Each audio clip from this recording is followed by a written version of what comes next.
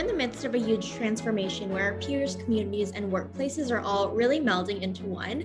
Welcome to Reimagining Company Culture. My name is Christina Giordano, and I'm a partnerships manager here at AllVoices, and my pronouns are she, her, and hers.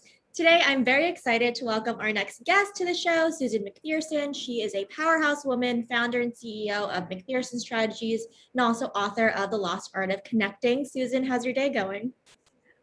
Busy as usual. How is yours, Christina? It's good. It's good. I'm so thrilled to be speaking with you today. If you could tell our listeners a little bit about yourself, including your pronouns, and this could be anything, but what's something that folks would be surprised to know about you? Wow. Well, I think this goes quite well with the book, The Lost Art of Connecting, but I actually know Kevin Bacon.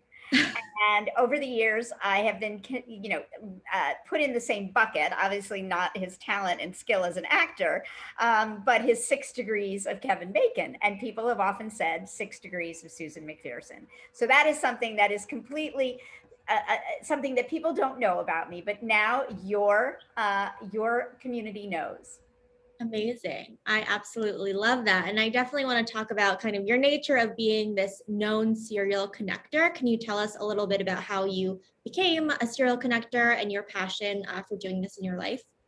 Well, it started all the way back in the late 60s, growing up in upstate New York, to two parents who clearly were serial connectors long before they had the internet or social media or smartphones. And every morning at the breakfast table, I literally would vie for real estate for my bowl of cereal, where there would be the 5 local newspapers, yesterday's New York Times and yesterday's Boston Globe, because it took that long to get to upstate New York.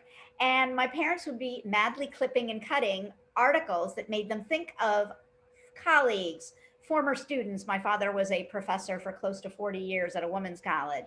And then they would go to their respective typewriters where they would write little short notes saying, thinking of you, put them in envelopes, and keep the US Postal Service in business. So I assumed everybody's parents did that. And obviously, once I had technology that was better than no shame on the postal. I'm a big user of the postal service and I love it. But when I got my first fax machine in the late 80s, all of a sudden I could do that instantaneously. Although I'm sure, Christina, you've probably never used a fax machine. And for those of us who in the audience who have, I can tell you, I still wonder if those faxes got to their destinations. I mean, that's absolutely incredible. I know that a lot of folks are sending that virtually as well in terms of articles and emails of just like thinking of you and staying connected as well. And I know in your book, you talk a lot about just the value of real, authentic relationships. And a lot of times for quote unquote business relationships, people do it wrong by being super transactional and not as personable. Can you talk about a little bit the mindset that you should have when developing really meaningful relationships? Well, the underlying theme of everything I've done professionally, as well as the book, is leading with how can I be of help? How can I be of service? Because when you do that, you open yourself up to being, um, let's just cut to the chase, being helpful to others. And quite frankly, who doesn't need a little bit of help? I also believe in whenever we can, and I realize for some people it's much more challenging than others and also not safe. So I want to caveat that with, but it is important to actually open up ourselves and be just a wee bit more vulnerable before we can expect others to be. And lastly, looking at every single person as an opportunity to learn more, meaning every single person is deserved of our attention, of our compassion, of our curiosity, of our interest, no matter what role they play in our lives or in society, or where they came from, or the color of their skin. Every single person is deserved of that.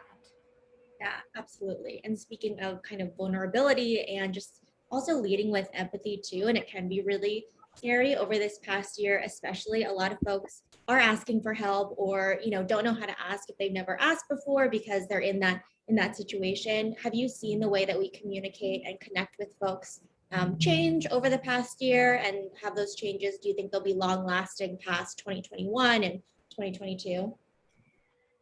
That's a very complicated question, and state right up front, I don't have all the answers because I don't have a looking glass or magic ball to look into the future, or crystal ball, I guess you would call it.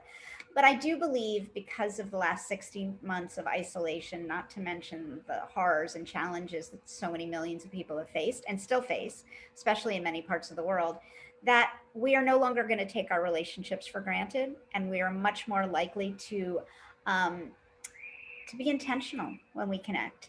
And when we do get back out into, some sort of normalcy in-person events, in-person gatherings, my hope, and maybe I'm being overly optimistic, is that we will no longer look over people's heads to find the next best thing, or be looking down at our phones while we're having conversations with others, and truly listening and truly being interested in what the other person is saying. And I want to say it again, truly listening. But I do believe, again, because of the enormity of what we've experienced, and it's huge. And I think some of us are just, we're chomping at the bit. So we're jumping back, and we need to kind of just pause for a minute and realize we are globally grieving. Mhm. And it might take a nanosecond to kind of repair. But I do understand the enthusiasm and the exuberance, and I'm all for it. But I do believe we have to honor the fact that all of us have been through a train wreck, and it's not like we can snap back immediately. But I again, the optimist in me believes that we are going to be much more intentional in connecting going forward. Absolutely. Savoring those moments of connection. And I even feel it right now as New York is, 70% vaccinated. I feel like in-person kind of gatherings are just, I'm not looking down at my phone, or other folks are not looking down at their phone, which is really nice. And you have that active listening. I also wanted to ask you about the role of leadership as a leader yourself, and talking to a bunch of different folks as the launch of your book was happening. Have you seen the kind of role of managers and leaders change as well? Well, there's a lot of discussion now about what the workplace of the future is going to be. And everything seems to be landing on some sort of hybrid, because there's a vast majority of people that don't want to go back to the office every day or deal with a commute every day, or realizing that they can be much more effective, whether working from their home office or perhaps a co-working place. So I think what leaders of companies, C-suites, founders of companies need to do is find out, if they are going to have a hybrid workplace, what are they going to do to make sure their employees are connected?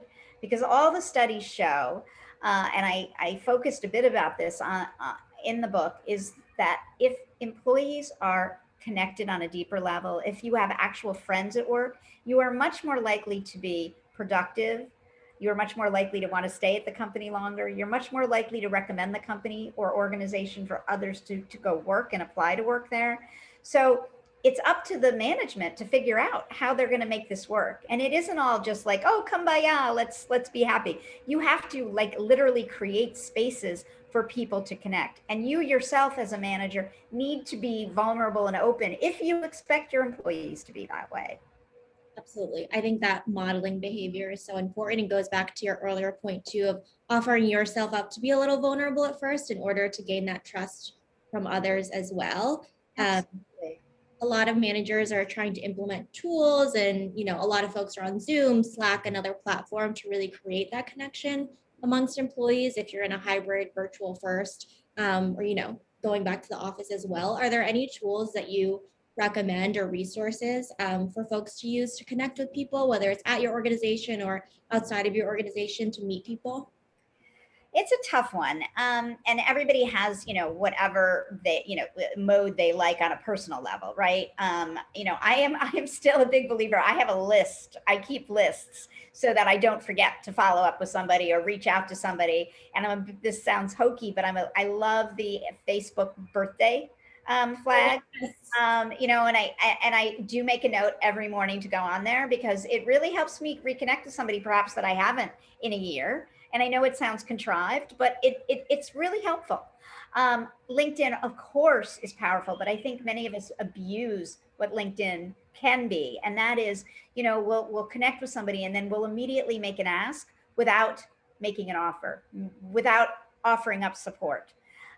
In terms of business tools, my company, we use Insightly, which is a much scaled back version of, say, a Salesforce. But I know, people are using now various plugins for Slack. so that you can have more intimate conversations on Slack. So I think it's really important for each of us to find what works best. I mean, it can be just DMing on your favorite social media platform. It can be texting. It can be WhatsApping. The hard part, of course, is tracking it all. And that's where we use Insightly from a business perspective. And from a personal perspective, I use the notepad. So it may date me, but you know what? I am, you know me, I'm completely candid. And at 56, I don't know how else to be. Yes, no, absolutely. I also am a big fan of writing things down and lists and keeping just spreadsheets and keeping organized that way as well. One of the things you mentioned is like thinking that, networking or connecting with folks is contrived. And a lot of folks might think that, and goes back to the earlier question of like not making it transactional. Are there other common kind of mistakes or myths you've seen with either people trying to connect with you or just like what you've seen kind of in the industry at large? I I think what I mentioned just a second ago, and that is leading with an ask rather than leading with how you can help. It is such a simple thing that we all can do. And the other thing I think people should do more effectively is do a little bit of research before you reach out to someone, even if they're already an existing contact. Meaning, we have all the tools at our disposal to see on Twitter what they're talking about today, on LinkedIn their latest job, on Instagram you can even find out if the person has grandchildren, right? I mean, obviously if you know them well you already know, but if it's a new contact that you haven't met, it's really helpful to ground your outreach in some sense of what is happening, some sense of the common, today's world. And once you do that, you get a sense of maybe a way you can be helpful, or maybe an introduction you can be giving that person, right? So I think a little advanced planning. I'm not trying to take the serendipity out of it all, because I'm also a big believer when I'm walking and I've got my phone in my hand and someone pops in my brain. You know what we typically do is we say, oh, I'll get to it later. Well, Yeah. this past year and a half, what I have truly done is act upon it then at the moment rather than putting it off, because we know what happens when we put things off. Sometimes it means they don't happen. Absolutely. And when you think of someone also, I think it's nice to just like text them or just reach out to them as well. There's no better feeling of just being seen and being thought of as a person and human experience. 100%.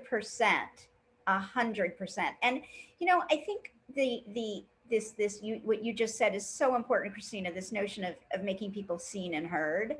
And when you listen carefully and you hear, and you listen to something very pertinent, when you follow up, it's truly beneficial if you can remind that person that you heard. So if somebody mentioned their favorite food to you, or they mentioned where they're next going on vacation, and you happen to know a little bit about that, it's okay in your follow up to mention that, because it creates commonalities in the uncommonalities of our lives. Absolutely. I like that phrase, the commonalities and the uncommonalities of our lives. But I think the sauce, the details is so important. And I think just highlighting that just in conversations and again, active listening and not thinking of what you're gonna say next and just like Right.